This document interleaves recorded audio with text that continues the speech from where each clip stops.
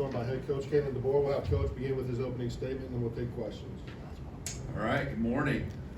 Hope we all had a great weekend and working on this Monday, huh? But it was a good weekend for us, and felt good to finally get on the field. Talked a lot about it. I think you guys are running out of questions to ask at some point here because it was the same ones and not much to go off of with all the new staff. But it was good to get out there on the field, and I thought really pleased with the way our guys just sustained the energy. Not much I talk about just during the game, but really all week long, and got more and more excited, and then just really from the beginning to the end, a lot of focus. We got a lot of guys on the football field. Really felt like they were all ready to go, and again, never going to be perfect, but and a lot of things we can work on. But I appreciate just where we're at right now.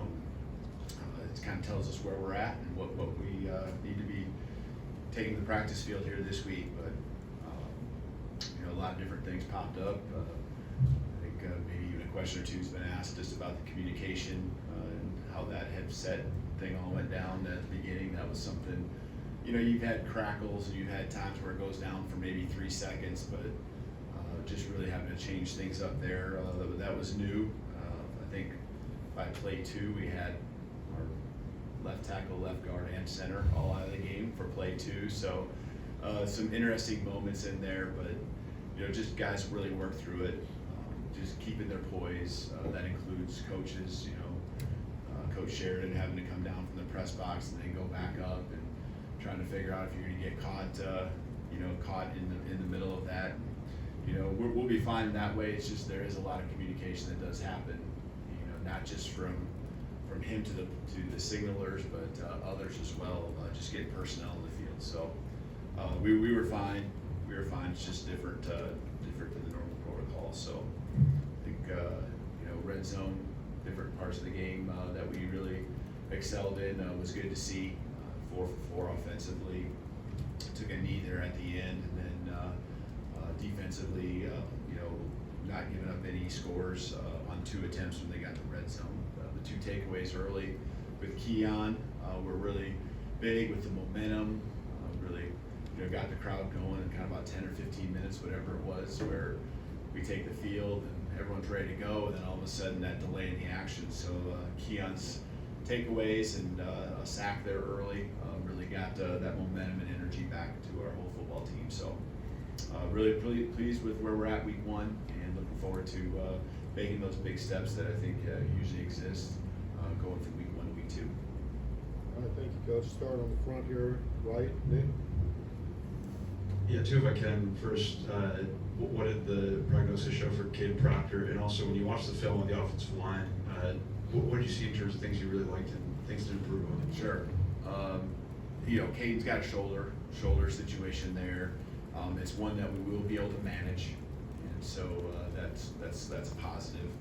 And it was something as we go through the week that we'll just continue to evaluate, and probably won't be something early on here we'll be rolling with, but as the week goes on, it'll be something we can continue to evaluate and be hopeful for. When it comes to the offensive line and just the way they executed it, I give Elijah a lot of credit. Has maybe played just a couple practices early in camp at left tackle, and for the most part was at right tackle. And I think he and Book took some pride in really trying to have a great game there and kind of rise up in the midst of that adversity. There's the big touchdown to Justice where we pulled both the right side, right guard, right tackle. That was fun to see because I thought there was some physicality on the front side, and then the pull doing a good job of adapting to what the defense was doing, and the trust that I think exists is probably something that's undervalued. The trust from the first puller to the second puller, and also the second puller to our tailback with Justice carrying the ball. So, that comes through repetition, that comes through talking about it. Protection-wise, they got to us early, with this 1 sack, but for the most part, I think our quarterbacks really felt comfortable back there. There was times where we picked up the protection, and I know Jalen had that explosive run there. We were deep in our own territory. That's, a tribute to the offensive line and our tailback all doing their jobs. Jalen trusting it, and when the seats parted, kind of abort the pass attempt and go take off and use your legs, and that's what I'd love to see from him on that play. Stay on the right, Charlie. You've mentioned how you watched all of Jalen's games last year. Just how did you see him progress after the South Florida game over the course of the season last year? How did? Okay, I see. From last year's game at this point, yeah. I thought being decisive at the end of the season was something that I was really, wanting to make sure he carried over. Just playing ball, finding ways to move the chains. You get so caught up in this play, you're supposed to read it right to left, or you're supposed to read the safety, and there's so many things with checks. And then there's a point where you just gotta go play ball. And I think that that's something that he just got more and more accustomed to, and I felt like that was what he did on Saturday. There wasn't a lot of opportunities. He didn't take that many snaps. He threw it less than 10 times, and so not a big sample size there. But when he did have those opportunities, I thought he took off. I love the touchdown pass to Kalen, where he stepped up, was decisive, had his eyes downfield. He can run with the football, but hit the eyes of the defense being on him, flipping it out there, and making a really accurate pass. And again, those are things that are undervalued. Kalen being able to attack the ball and hit it on the run, kind of having to feel where the defense was at. There was people at his legs, Kalen's legs, and so that's the difference between a 6, 7, 8, 10-yard gain and a touchdown. So just little subtleties like that, I think, were things I was impressed with Jalen. And couple times here and there. You only had 2 incompletions, and so you're really getting down to what could we have done on those 2 incompletions. Communication, just always trying to make that better. I thought it was really good, but always trying to make it better. Communication to the line, all the way across the board, coming on the sideline. I really enjoyed getting with him on the sideline. Thought he was really locked in. The iPads and all of that. Really thought he utilized that to his advantage along with the rest of our staff, both sides of the ball. Really kind of a game changer when you look at it, and getting that instant feedback and instant information to confirm what you thought happened, and be on the same page and be able to move forward. So yeah, some good steps, obviously early in the season. Katie on the left front row. Katie talked about how important it was going to be for guys to have to manage their time this week, with this being the first kind of real game week, Sunday to Saturday. Just for most of the guys, it being different, having the Sunday practice, just kind of how did you see them respond to that yesterday, or kind of what was it like them starting their game weeks? Yeah, I think, early would be this fall camp or even this summer when I showed them the schedule of what a normal week would look like. They were kind of maybe wondering what Sunday was gonna be all about, but I think they went through it and really, felt good about putting last week's game kind of to bed, it being over, and getting a little bit of work in, even to kind of maybe just a couple things that they can identify when they're watching film now that we threw at them or showed them yesterday, just real late in the day. And so, I think they feel like they probably got a head start, and now today's the day where, they're off their feet and really kind of getting their bodies back to where tomorrow morning, you turn around, you got a lot of good energy. So I think they see the way the schedule comes together now to benefit them. And it doesn't mean that you can't do it other ways, but that's just how we make it all work together. Stay on the left here, Ryan, go ahead. Coach, evaluate Wilkin Formby getting his first start right tackle. Yeah, I thought Wilkin, I saw some energy and some excitement out of him. We had some big plays there, and love that. He's, I thought from a game standpoint, very pleased with the steps I feel like he's taken since not just even spring ball, but even through fall camp. It's always about progress, right? It's always about improving, and he is certainly doing that. He's raising his level of physicality, he's raising his level of communication and talking and being on the same page with Jaden next to him. And so, I thought there was physicality. I think there was some, I used the word decisiveness with the quarterback. I felt like he was very decisive and really never looking uncomfortable on, okay, I'm supposed to block this guy, or, assignment wise, Coach Cap, I think, had all those guys really locked in, and Wilkin would have been a part of that. So good place to start the season, well, with his effort and execution here after week 1. Go back over to the right side, Matt. Have you seen any extra level of energy from some of the guys who were back from last season for this game after what was almost a disaster last year? You talking about disaster last year? You talking about the USF game? Or? Yeah. We haven't. I think there's a piece they probably remember, but I didn't experience that with them, and so it's not like I'm really drawing on that. Reminding them that it was a closer game, and that falls in line with what one of our pieces of our program is, to respect all and fear none. And so that respect factor was there this last week. It's going to be there again this week, and I'm sure that there are certain guys that went through that, as you're suggesting, that have that a different type of determination on top of what we're trying to do with this 2024 team. And I think we're really trying to make it about this season, this team, and trying to take the next steps that are necessary here going to week 2. Go to the left side, Tony. We don't see very many jersey alterations around here. What was the decision to put the C's on the captain's jerseys, and did you get any pushback from maybe some of the real traditional boosters or fans or anything from that? I haven't, because they probably hadn't seen it, known about it until the game, right? So, but that still hasn't happened since. I think the tradition before, right, was more of the captains at the end of the year, so it was something that you weren't going to do during the season. Just kind of something that I've done wherever I've been. We have a unity group, a leadership group. Met with them real briefly here this morning, and just kind of going over the whole week, the weekend, anything that they just wanted to add, where they felt we were at with our mindset in particular. But then you have your captains, and I mentioned before that I thought the team did a great job, and I think it's an honor to be a captain. And along with that, I've always liked to have understood through the C on the jersey, which I think is really cool for those guys to be able to wear. Stay on the left side with Steven. Coach, to get 3 running backs into the end zone, what confidence does that do for the offensive line and also that whole running back room?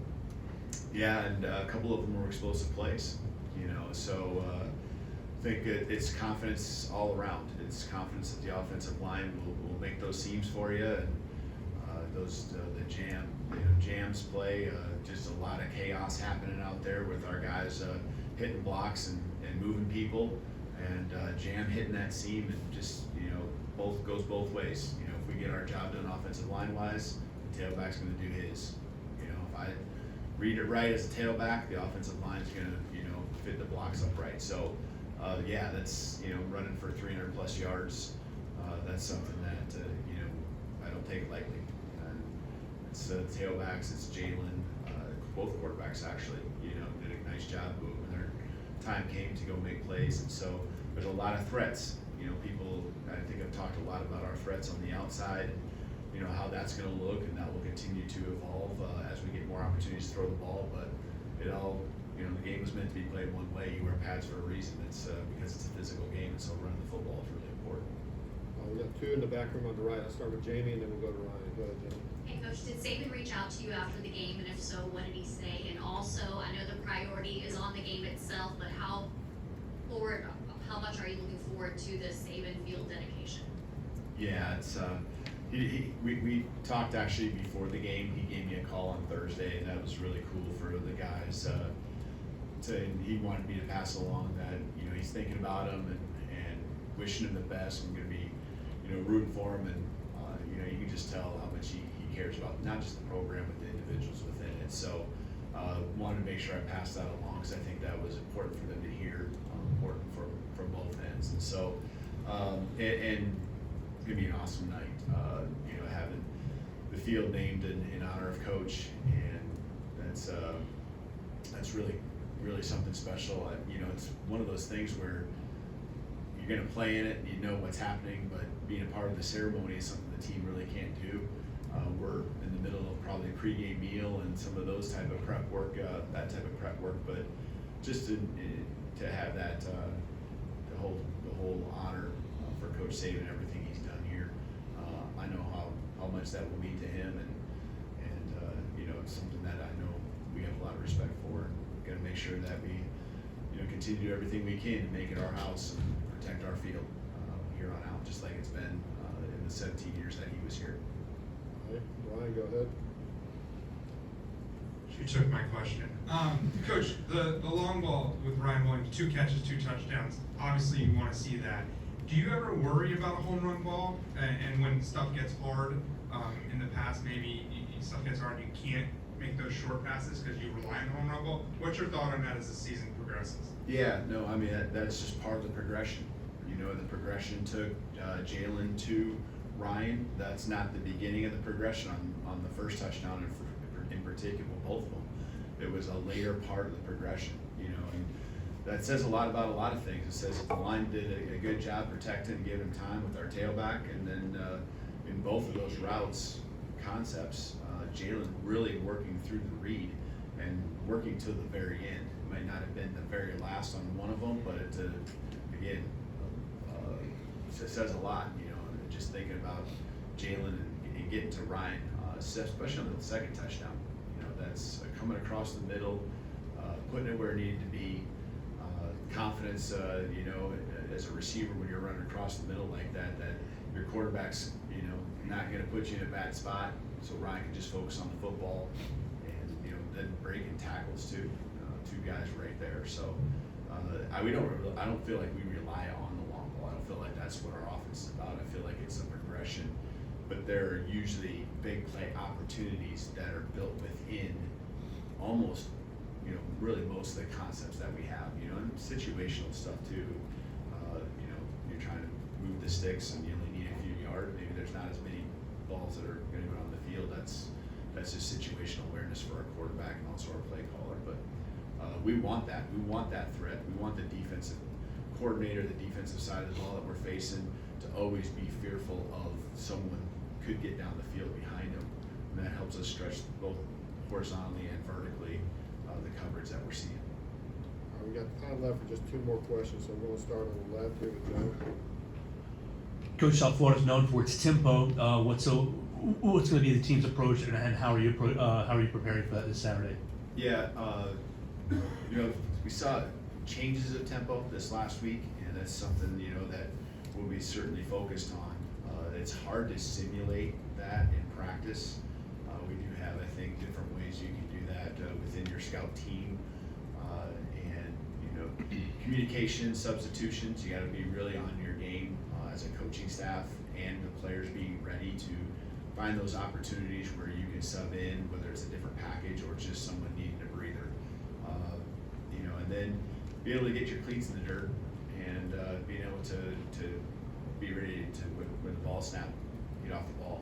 That's I think when we were, which was most of the game, able to do that. We got a consistent pass rush and really felt like we executed well. There was a couple of times where we didn't have that, and we recovered. We kind of overwhelmed them sometimes this last week, but we need to make sure we're always ready to play. You need to get that first step on guys, and so that's what a tempo is trying to do. It's trying to catch you off guard. It's trying to not let you play fast or tire you out. And Coach Womack, he's seated. He's very experienced. So is our staff. They'll all do a good job preparing the guys this week.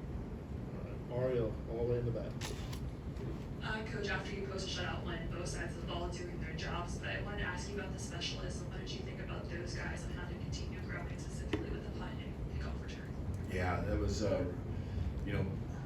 Mitt Burnham's just had a really good fall all in all, and it did not surprise me that he was over 50 yards per kick. Did a nice job all night long. The snaps were all really good. Made all our kicks, the coverage units and everything. Got more touchbacks even as the game was going on. So I think our guys just got more comfortable. That was across the board, but specialists, especially the new ones that are, the kicking piece that maybe haven't played in Bryant Denny before.